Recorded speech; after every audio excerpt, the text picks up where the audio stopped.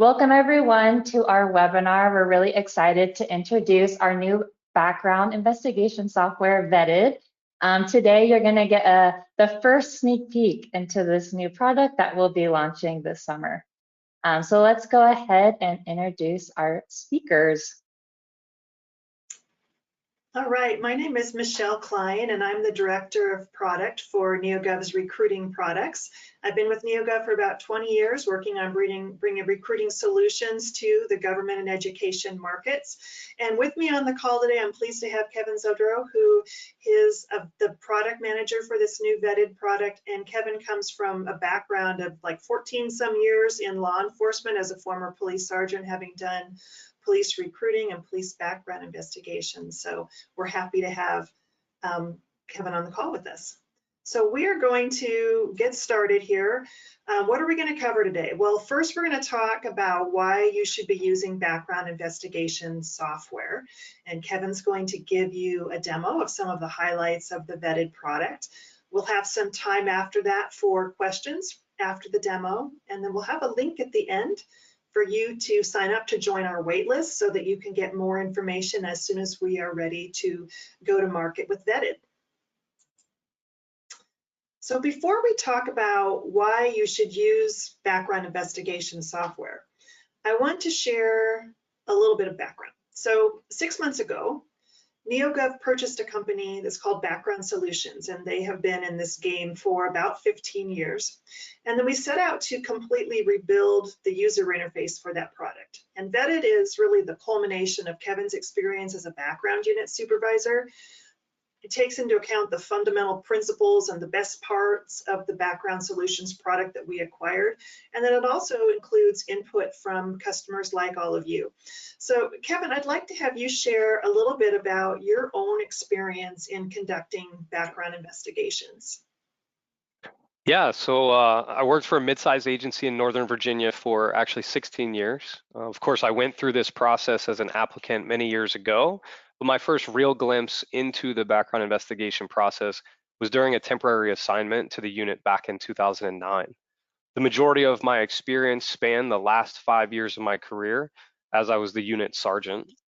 The first 6 months that I took over actually looked very different as we transitioned to this product that you're talking about, Background Solutions. We did that in early summer, and the city was also using NeoGov's Insight product for applicant tracking at the time. So I've easily conducted hundreds of background investigations and reviewed even more applicant packets. I also sat as the vice president for the Eastern Regional Police Recruiter and Applicant Investigators Association. It's a really long name and a long acronym, I know, but it gave me an opportunity to collaborate with so many agencies throughout the Mid-Atlantic on what their process was, what was working, what wasn't. And when it comes to a tool like this, what do they want it to be able to do? What problems do they want it to be able to solve? So you've managed this process both with paper processes and online processes alike. What did you find to be the biggest pain points in the process? So having separate systems that don't talk to each other always makes things a little bit more painful than they need to be. And like I said, we had Insight, Background Solutions, we had a separate process for consumer credit reporting, and really no real solution for social media or online presence investigations. But now with Vetted, all of that works together.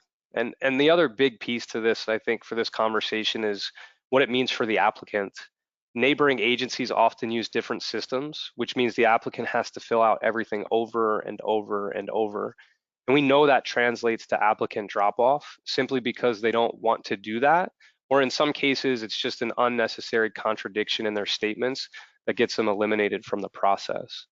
Some surely do that to try to, beat the system, I guess. But in my experience, most are overwhelmed by the amount of information that they have to, put into either all this paper or all these systems, having to complete these packets. So Kevin, let's take a look at the Vetted product. I'd like to have you show how investigators can manage the candidates and the investigation process. Talk a little bit about what's delivered out of the box and what customers can configure to meet their own agency's particular needs. Yeah, so, and you said from the investigator's perspective? Yeah, or just, I mean, yeah, I'd say let's go ahead and just kind of start from that part of it when you get into vetted Okay. and how you see the product and how you assign candidates and so forth. Yeah, absolutely. So as an investigator, there's a few things that I want like in front of me right when I log in, and that is, the list, the names of all the people that are assigned to me, and then some information relative to their investigation. So what job did they put in for? When was the invitation sent? How much time do I have to finish the investigation? And really, where do things stand? So when we look across, this applicant's grid here, we're putting that information right out in front for you. So the applicant investigator checklists, we can monitor those. We can look at the PHS if the applicant's been assigned to me, but they haven't completed and submitted their personal history statement yet, then I know I can prioritize them, kind of later, right? And so the progress here is telling me how much work have they done within the 25 modules, how many of the required documents have they submitted, and then of course, a relevant status here as well. The nice thing about this top part here in the overview is these metrics will allow you to easily filter this grid. So if I only want to look at the open investigations, I can click on the number 3, and it'll filter this grid list here at the bottom to only those active investigations. A lot of the time that I'm going to spend as an investigator, though, is going to be in the applicant profile, or the digital case file itself, for each one of these applicants. And so again, some of this information is pretty straightforward with, days left to accept the invitation or to complete the PHS. We know some of this is about courting the applicants through the process. We're not trying to do it for them, but we want to make sure that, there's good communication there from my recruiters or my background investigators to the applicants. So something just as simple as a reminder here, how many days left, for the investigator to see that and reach out to the applicant. In this case, it's been submitted, so I can, I can go through and look at all of the information related to this applicant. Some of the information, like the other agencies that they've applied to, what would it look like if I could easily align or sort of compare personal history statements. The mutual applicant check game is such a big thing in law enforcement and public safety, to know and to be confident that the information the candidate is giving you is true and it's accurate, right? And it's the same thing that they're telling all the other all the other agencies as well. And so we'll be able to kind of put that information in front of you. Where else have they applied that they're filling out a PHS for, and then being able to see those differences of, what they told Adventure Bay versus what they told Pawnee maybe 3 months, 6 months, a year later. So we're looking to definitely bring that information to the forefront for the investigators so that they could use it in their selection process. Two of the areas that I think are just kind of game changing are the applicant investigator checklists here. And when you talked earlier about like, what comes, sort of pre-built and what's configurable, this is where we'll get into that conversation a little bit. So these checklists are, they're pre-built by us, right? All these items that you see here are already on the list, but admin can configure this list per job type. So if, let's say I do 20 things for my sworn positions, but I only need to really do 18 of them for my civilian positions, I can go in and create a separate investigator checklist, remove the few that I don't want, maybe add in one that's different. And now the investigators have right before them, right, as they look at a police applicant versus, a ComTech app, the exact things that they need to do in order to complete this investigation. So we're starting to build out, a very consistent, reliable, and legally defensible process. And we're giving that that sort of autonomy back to the administrators to build the list that they want, right? And that works for their process. Because what Adventure Bay might be doing could look a little bit different from what Pawnee's doing, right? Every agency kind of has their own little spin on things. And so within these checklists, we can easily mark off that it was completed, when it was done, and then add the relevant documents here, right? So, we look at something like driving history or, reference checks. I can upload all of that information right into this line item and add a note. Maybe it's something that I didn't do, or in this case, I don't need to do it. I can add a note so that we kind of don't leave any stone unturned, right? Every line item has at least, that it's completed, or it has a note explaining why it wasn't. And I do just want to point out real quick that the applicant checklist is not visible to applicants. This to know, hey, these are all the things that the applicant needs to do on their part to get through this process. So of course they have to, submit their application and their PHS and written and physical. When we get down to like ride along and polygraph and psychological evaluations, this is intended for the investigator to mark off, yes, that was done. Here's the document related to it, or here's a note, with more information. I know some questions are coming in. If they're relevant to what I'm talking about, I'm happy to take them as they're coming. If not, then I'll jump right here into the personal history statement. Let's go ahead and dive into the PHS right now, because I'm not sure we can manage all of the questions mid-demo. Okay. Yeah, so we'll get to see this from the applicant side of things too, but really the important part here to note is there are 25 pre-built modules to the personal history statement, and you can kind of see that list here. All of the field types that you see, they come out of the box turnkey, ready to roll. But there is configurability. So if you need to, add a question, remove a question, things like that, then the admin has the ability to do that and configure that, again, based on job type, right? So what I ask or how deep of a dive, I go into for my civilian positions might look different than my sworn. From the investigator standpoint, the important piece here are these flag notes. So we're just noting that, the total number of flags in the modules is what we see here at the top, and the ability to flag a certain area because, maybe the information's inconsistent from other documentation or something like that is really, really simple for the investigator. So in this case, the example is that the birth certificate says something different than what, the candidate told us. Maybe we don't need that flag. We can easily get rid of it. But adding a flag is at any field or any response is as simple as just clicking that flag button, adding your note, and then saving it into place. So again, these 25 modules, as far as what's required, you can see these asterisks here. And we have a lot of agencies that are like, hey, we want most everything to be required and there to be some sort of validation there before they can move on. And we'll allow them to move between modules as they're filling it out. They don't have to go very linearly through the process. They can jump between them, but they do have to, fill out every required field throughout every module before they can validate and then submit their PHS. Kevin, there was one question relevant to this I'll just throw in right now. Kenneth Bryant is asking, he says, California Post has specific requirements for backgrounds, and is this configured to allow us to meet those requirements?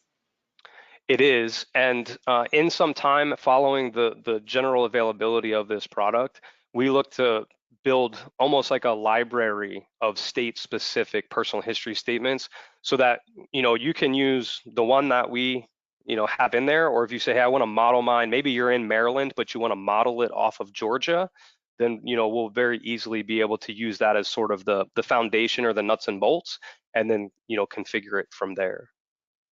Nice. Yeah, the document repository is just the next tab over here for the investigator.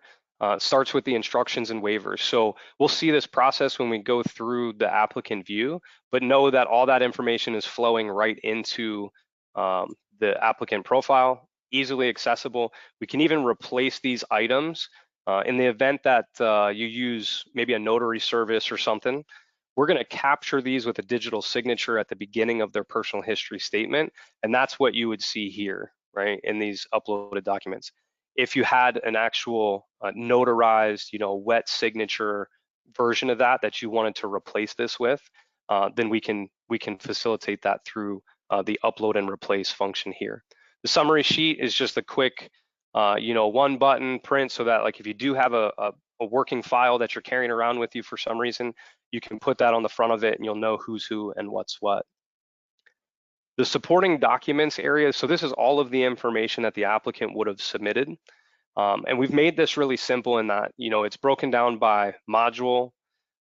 Each individual document is its own card. And we've looked at, showing the difference between these just sort of readily to you in that, if something's required and it wasn't uploaded, we'll let you know that with this pill. If it has yet to be marked as verified, meaning I haven't sat down to meet with the candidate and look at all their originals and compare those to the digital versions that they uploaded, then we just tell you here that it needs reviewed. And once it has been verified, Once you click the marked as verified as original there, then we'll log that date and time showing that it passed muster, right? The birth certificate that they showed us is the same as the one that they uploaded. This area, this documents area to the administrator when establishing the personal history statement is completely configurable. So again, we have all of these documents that we know are being submitted throughout the country in there to begin with. But if you needed to take one away, or you needed to add one, or you wanted to mark it as required and it originally wasn't, all of that configurability exists there for the admin as well. The correspondence area, this is the other big piece of this beyond the checklist that I think is going to really change the lives of your investigators. So now if they're combing through the PHS to pull out, reference information, who to send questionnaires to, we can do that for you, right? So there's 3 areas to this correspondence piece. The first is law enforcement based, the second is PHS identified, and the third is my contacts. The law enforcement based correspondence is going to be driven off of a mileage search from where the applicant lives, works, or went to school, and we'll produce back a list to you from the national database of all the public safety agencies in the country with their contact info so that you can easily send correspondence to them. And the correspondence that we're talking about is the letter, right? I'm an investigator with this agency investigating this applicant for this job. It's their waiver, so the authorization for that agency to release information. And it's also the questionnaire. We know that you're going to ask different questions of landlords than you are of employers, than you are of local records checks, right? Or even prior police applications to those other agencies. And so the admin, of course, can configure each of those things, so correspondence, waiver, and questionnaire, to really fit or sort of match what they're currently doing or they're currently asking, or they can use the defaults that we've set in place for that.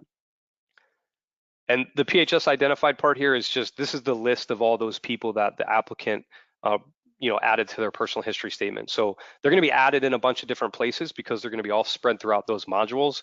We're just going to pull them into one place here for you, so that if you wanted to send an email, if you had a good email address for every reference that the applicant gave you, then we can quickly send a web form with the waiver and the letter just by clicking a few boxes and then hitting send correspondence. So something that was taking me back in 2018, or my investigators following that, literally hours to produce this documentation, package it up in self-addressed stamped envelopes. Now we can fire it right from the system, either through email or e-fax, or we can give them the ability to print it and snail mail it if they're still doing that. And the last piece here is just to build out on my contacts list.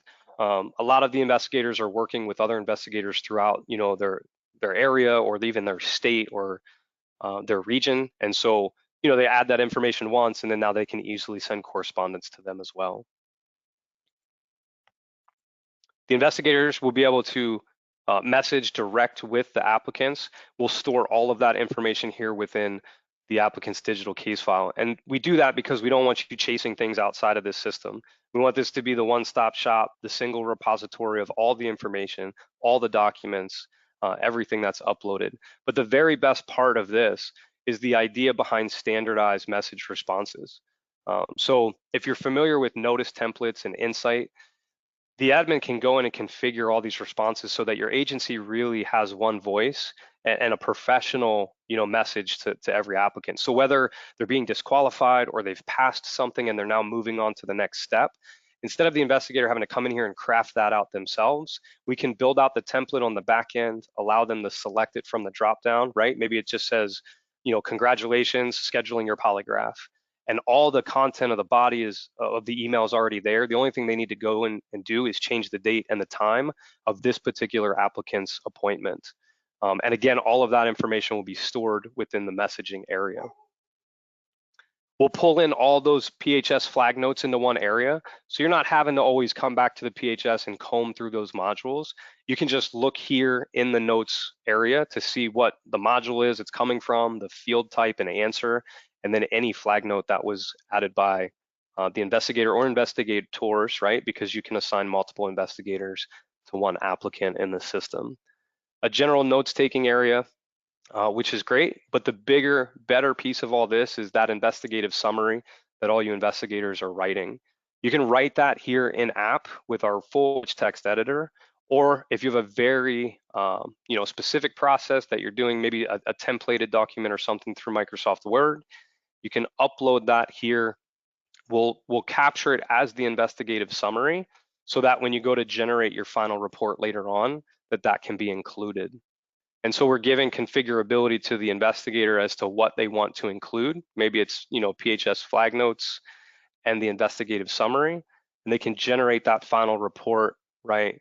Cleans things up, puts it in order, adds page breaks where they're supposed to be. It just really produces a very clean document for anybody involved in the hiring process to kind of go through and comb through and make their decision off of that. So submitting for approval is super simple. The investigator would just confirm that this is everything that they want in that report, and then they would choose the investigation status here. We have a few different workflow types built in for withdrawn, disqualified, and final admin approval. As long as they've added a note, then they can quickly send that final report with that applicant into the approval workflow process. That's awesome. Is there anything else on the investigation side you want to show, Kevin? No, I think that covers it. We will have maybe now's a good time to touch on it. It's not designed yet where it's going to be, but we do have social media and consumer credit reporting integrations that will be built in. And so that allows the investigators to just simply like one-click calls for those reports.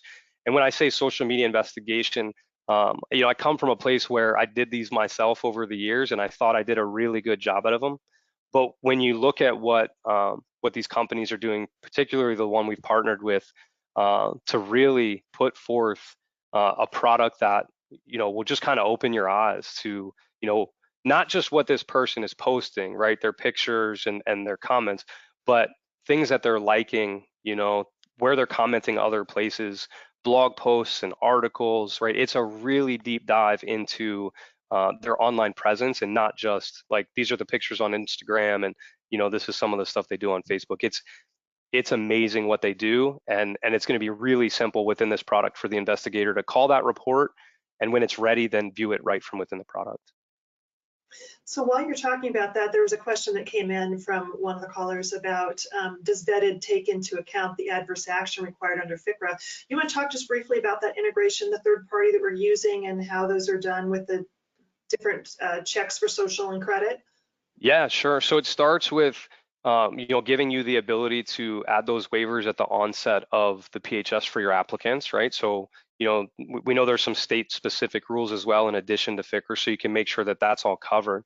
But the nice thing about the integration with the company that we've partnered with is they do that, and they do that really, really well, right? So all of that adverse action reporting it's already aligned and taken care of. It's a part of the integration, but it's something that that the company themselves would handle. So NeoGov's kind of out of that, but we've looked at how they handle that to make sure that it's complete, it's thorough, it's accurate, and it's in line with industry standard.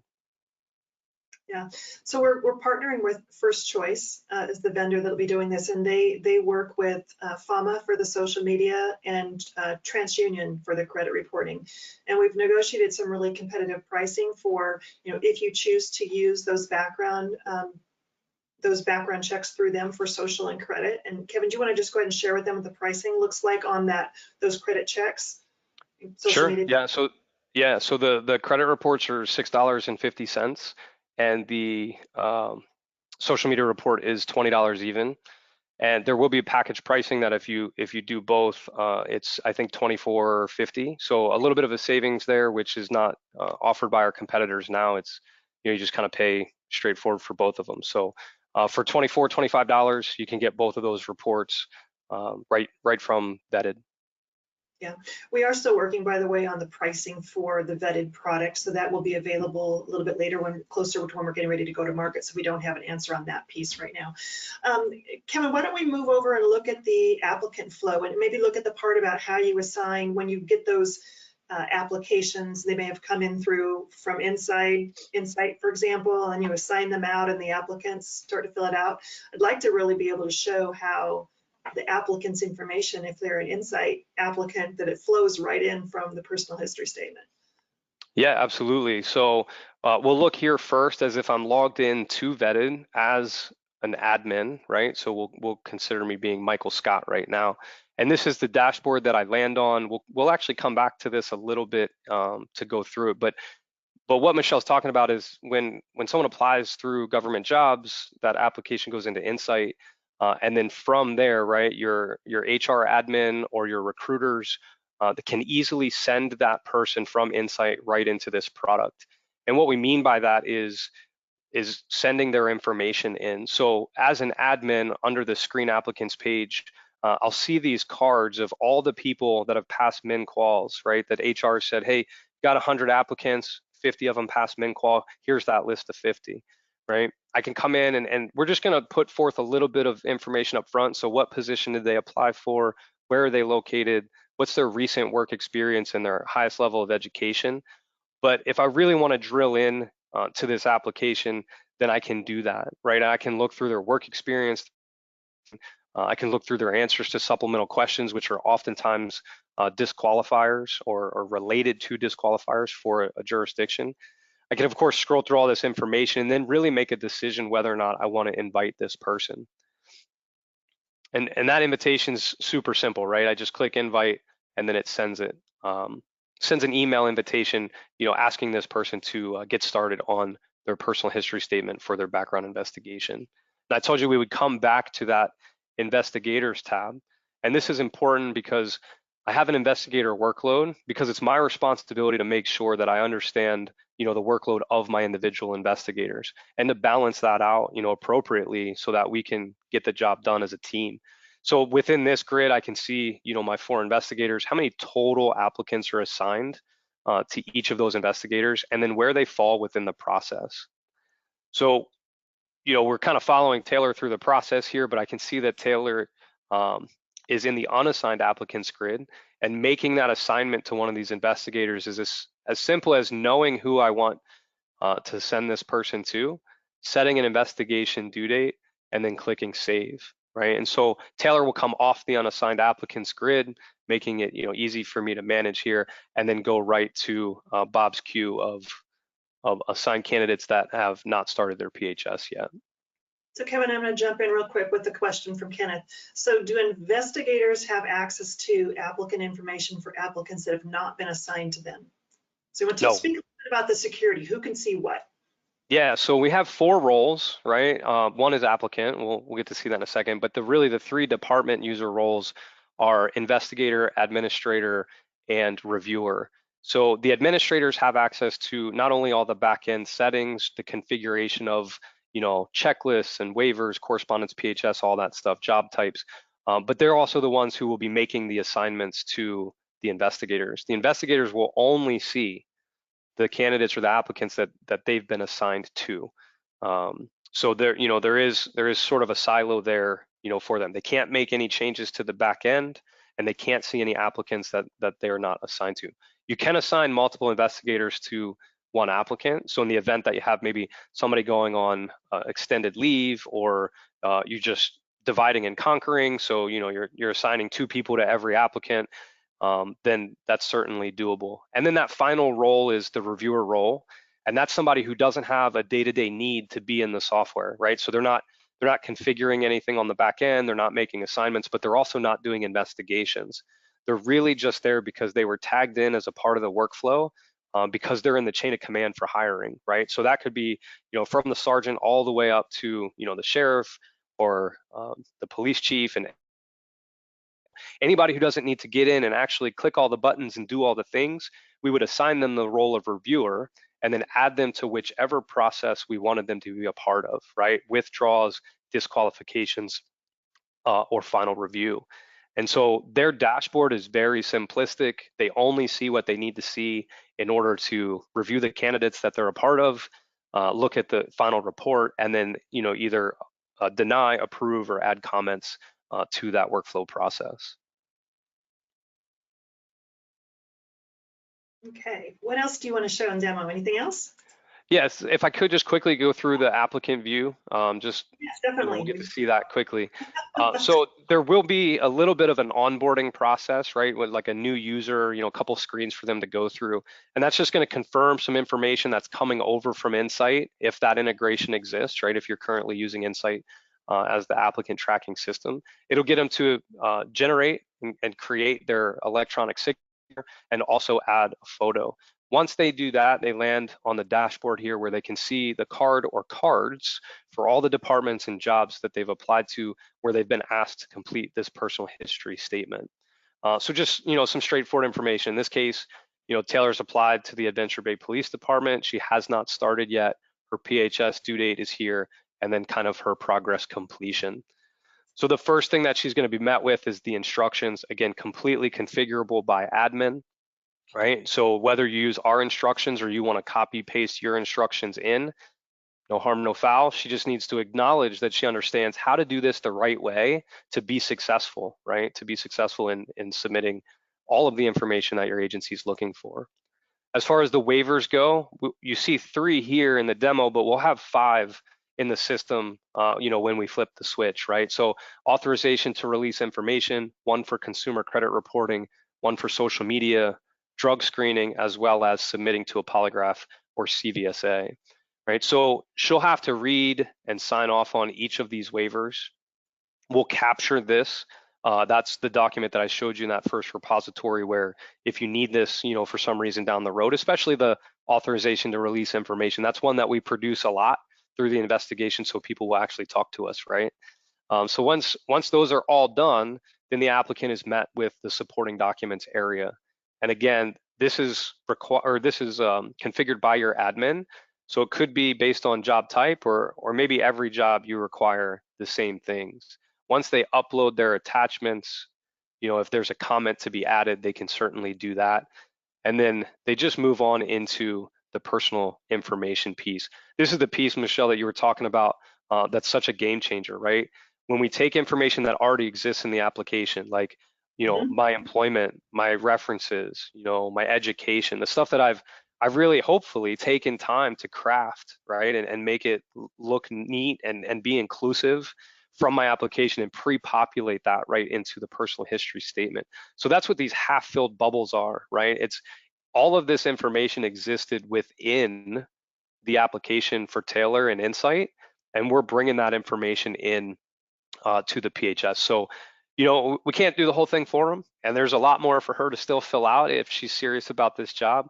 But being able to take 20, 30, 40% off their plate, we hope and we believe will increase the number of completed and submitted PHSs, to any agency that's doing it this way. Let me It's a jump in big, here a quick second to talk about the Insight piece. So yeah, if you don't have to be an Insight customer to use this, Vetted can work fine as a standalone product. Even with correct. Power products, Vetted can work all by itself. But Yes. you have an Insight solution for your applicant process, it's even better because that information can flow in directly from that. You may be a customer for Power as a police department, sheriff's department, whatever, right? And maybe it's the city or the county that's an Insight customer. That's okay. We can make it to where you can log in directly from using your credentials for Power to get into Vetted, but we can, with agreement with your HR folks, we can pull in that applicant data directly from Insight and have them send over the applicants there, even if they're in a different employer account. That's okay. So Yeah, that's 100%. Yeah. to offer that. We're really excited about that. Yeah, it's going to be great as a standalone, but it has more value, right? If you're linked up to Vetted, for sure. All right, so once the applicant fills out, all of these questions, and you can see the asterisks here, like denoting that this is required.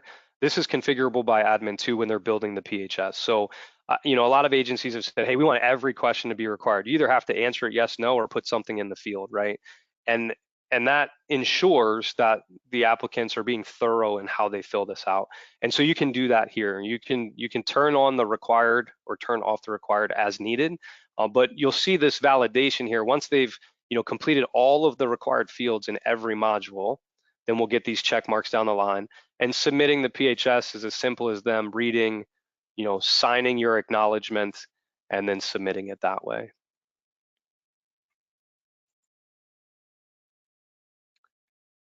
Yeah, and that's, again, that's the applicant experience, pretty straightforward. So Kevin, tell me what parts of, or what aspects of Vetted are the most exciting to you? As somebody who has done this job for years, what excites you the most about this product?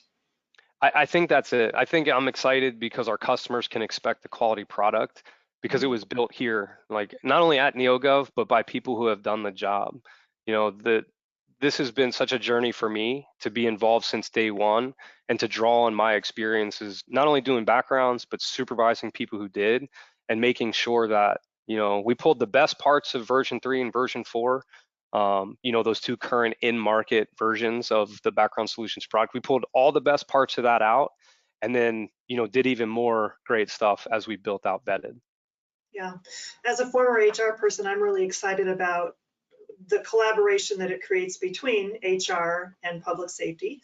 But I'm also really excited about being able to have these PHS statements online and in a really secure manner to protect that data. The checklists are super exciting because it makes sure that you're following a consistent process, and it gives you that audit trail for it too, so that if you had to be able to defend yourself and that you have a fair and equitable process, you've got that in place to show that you're doing that. So that's really, really great stuff. Let's flip back to the presentation deck. Sure. I think Kevin spoke through most of these things during the demo, but I wanted to highlight a couple of things. Let's see. So let's see, you are on a different slide than I am looking at. I'm looking for the one after the demo. It's a little bit past this one. There we go. Here we go. So there's a lot of features of Vetted that are really awesome. Kevin spoke about the personal history statement and the supporting documents, the pre-built and configurable items there, the integration with Insight and government jobs. And click your mouse just one more time there, Kevin.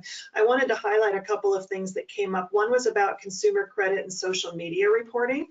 He spoke about that a little bit. That's really exciting what's coming up with that. And then the other, if you click again there, the final report generation and the command staff review. All of those action items for applicants and investigators, also super powerful things there.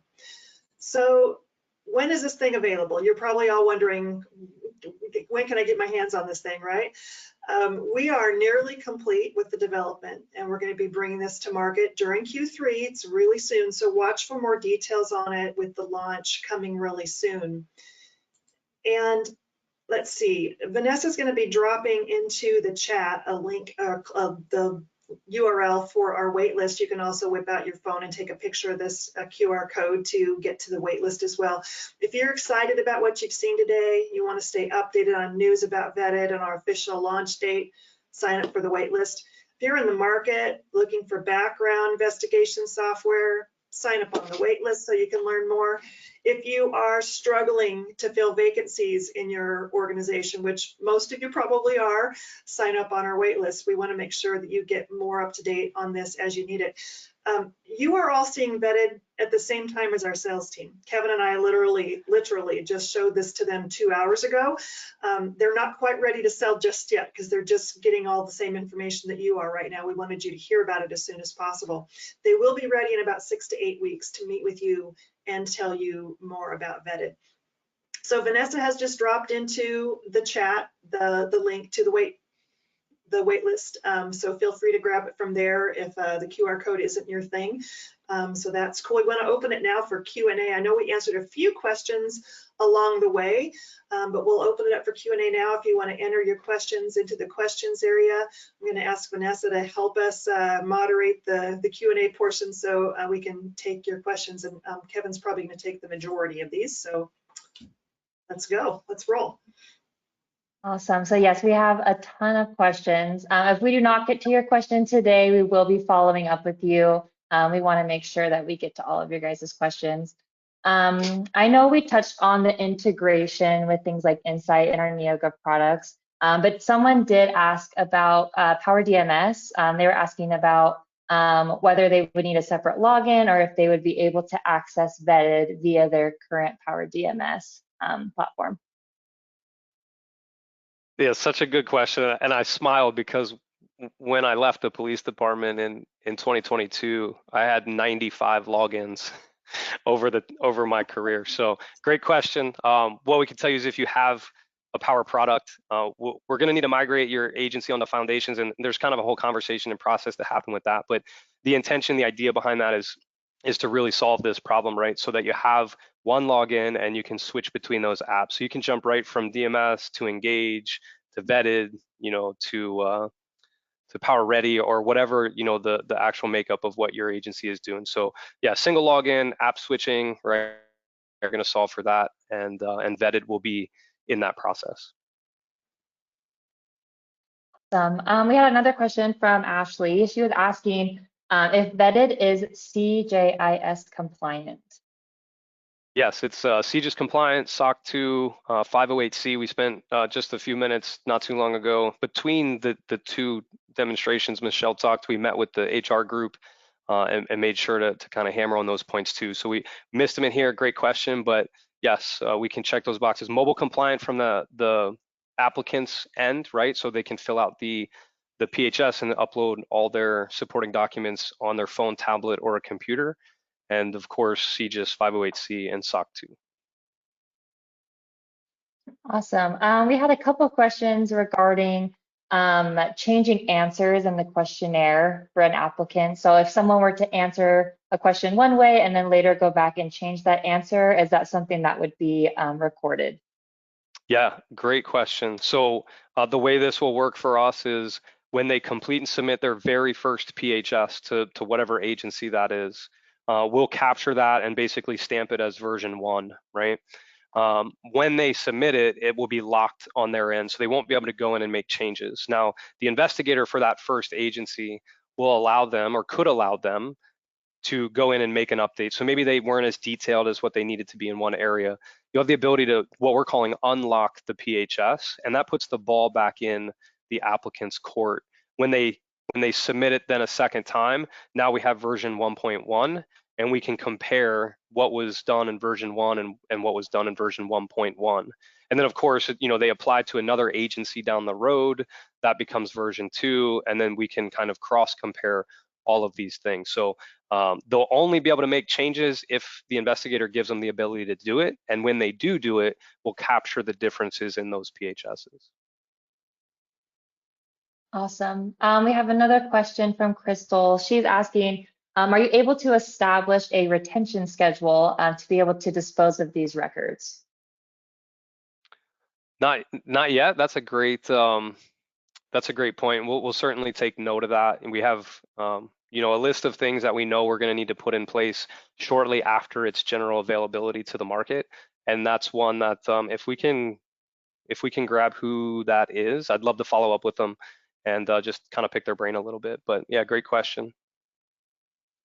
Awesome. We have several questions about this presentation. So just for everyone on the call, you will get a recording of this presentation to your inbox tomorrow. So you'll be able to review the content and also share it with your colleagues.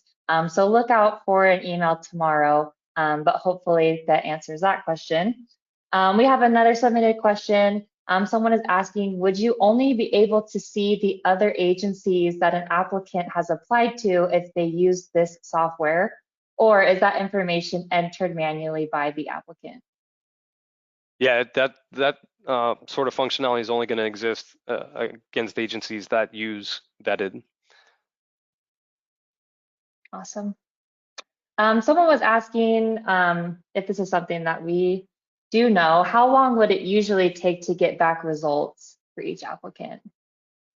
As far as the, assuming that they mean for the social media and consumer credit reporting, is that correct? Mm-hmm. Yeah. Yeah, so consumer credit is going to be probably inside of 24 hours. And because they use human intervention for identity verification through all of the social media online presence stuff, it's a little bit longer. So, I'd say 3 days. I can't remember exactly from our contract what their guarantee is, but inside of a few days, you should have that complete report. I think they were saying typically it's within 48, but it could be 72. There you go, perfect.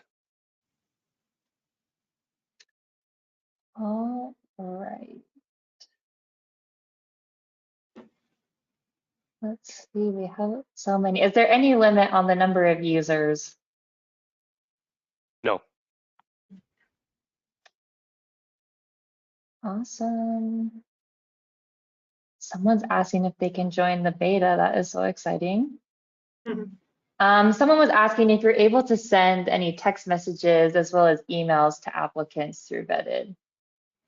So text message will come. The messaging feature that I showed you, we're capturing everything in there, but we are duplicating an email to be fired at the same time. So when you send them a message or you use the standardized message response, they'll get an email that says, hey, so investigator so-and-so messaged you, here's what they messaged you, click this button to log in. But yeah, we'll kind of do both, but it'll all be captured on the messages side as well. Awesome. Someone was asking if Vetted is a web-based platform or if it's on-premise. It is web-based SaaS product, lives, stored, works on the cloud, so it can be accessed from anywhere.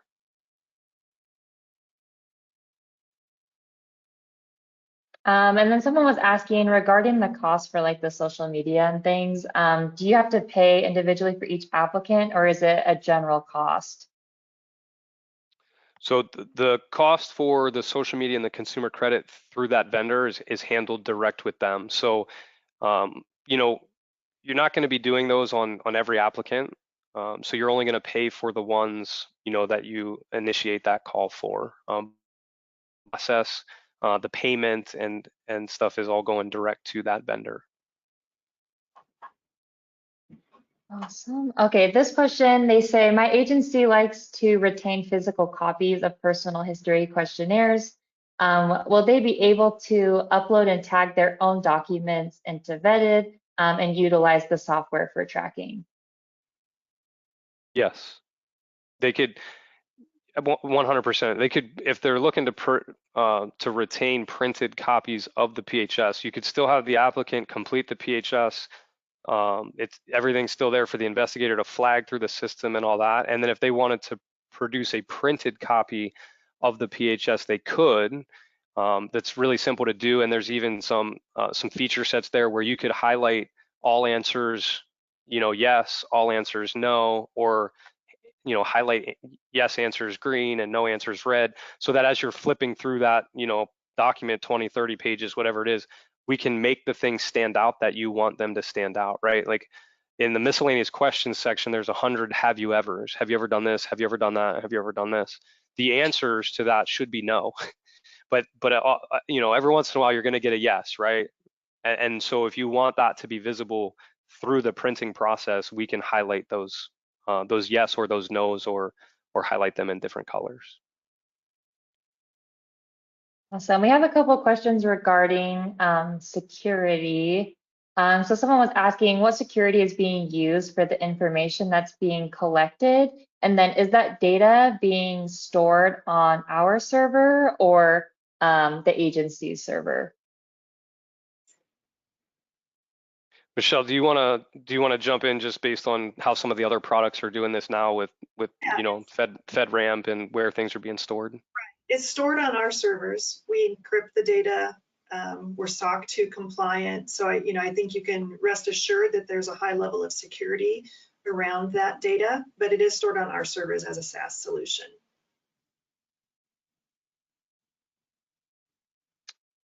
All right, we answered that one.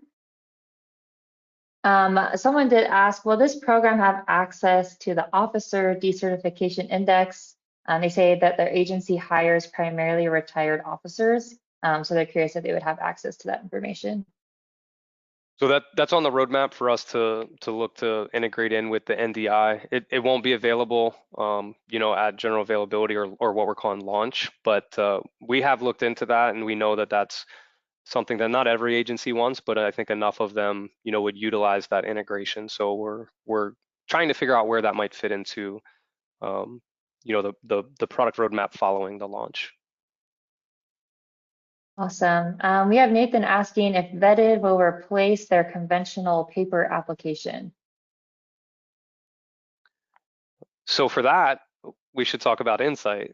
Vetted won't do that, but Insight being, where applicants can apply, that would handle that process for you. This is specific to the personal history statement. Awesome. And then someone asked, will Vetted send criminal history requests to other agencies? It will not.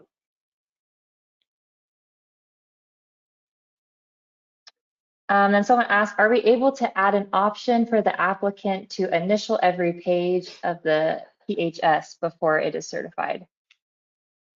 Let me jump. I want to make sure I'm clear on the last question. If by send criminal history you mean through like some sort of teletype terminal, what would be used to for a state system or NCIC, it won't do that. If you mean to send local records checks for all the places where I frequent, right, where I live, worked, or went to school, in order to determine if I had any police contact, right, as a victim, a witness, a suspect, whatever, then that local records check piece of it, yes, but not the more technical teletype NCIC, VSIN type stuff. And then, I'm sorry, repeat that last question so I don't mess that one up. Let me double check. Oh yes, they said, are we able to add an option for the applicant to initial every page of the PHS before it is certified? It's not something that's in the product now. It's not something that we've, heard of through our current or to date customer interviews that we've done. But it's certainly something that we consider. The validation is there, right? That they have filled out, every required, every module before being able to submit their PHS. And then that final submission is them saying that, like, hey, I did this and I did it as completely and as accurately as what I could do it. But potentially a possible future integration, it's a good idea. Great. Okay, well, we still have several questions. I don't think we'll be able to get to all of those today. But to a reminder for those of you on the call, if you have a question submitted that we did not address, we will be following up with you via email, so look out for that. But let's go ahead and wrap this up today. So Michelle? As a reminder, we have our customer conference coming up in October. That's called Ignite, and there will be 3 full days of product training. You get the chance to meet Kevin and I, along with other product managers, and lots of great networking opportunities with your peers. So you can scan the QR code here to check out the agenda and for more information. We hope we get to see you there. So join us at Ignite. Awesome. Well, thank you guys so much for joining. We're really excited about this new product. Again, if you're interested in getting updates from us, please join the wait list. That's where our most up-to-date information will come. Following that, thanks again for joining. Look in your inbox tomorrow for a recording of the presentation and the slides. And we hope to see you at our future events. Thanks, everyone. Thank you. Thank you. Bye.